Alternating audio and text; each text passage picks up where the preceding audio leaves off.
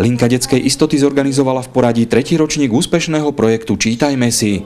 Projekt vznikol pred 3 rokmi s cieľom pritiahnuť k čítaniu viac detí a zároveň poukázať na význam literatúry pre detského čitateľa. Realizuje sa 6-hodinovým čitateľským maratónom, do ktorého sú zapojené deti z viacerých miest Slovenska. Krstnou mamou projektu je pani Olga Feldeková. Vo štvrtok 25. marca 2010 prekonali slovenské deti svoj rekord vo verejnom čítaní z predchádzajúceho roku. Tentoraz sa do čítania zapojilo 21 234 detí vo veku od 6 do 15 rokov. Čítalo sa vo viac ako 80 mestách Slovenska.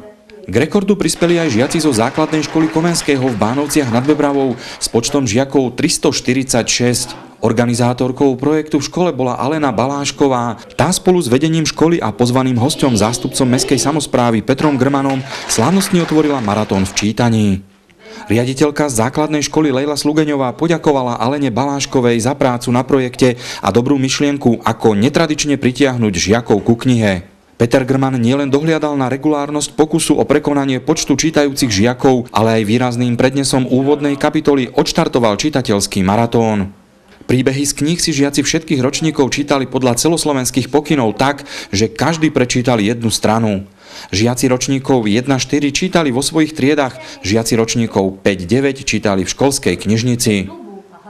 Z videozáberov vidieť, že deťom sa prvý čitateľský maratón páčil. Príbehy ich zaujali, pretože cez prestávky sa pokúšali uhádnuť pokračovanie príbehu, hodnotili konanie hrdinov.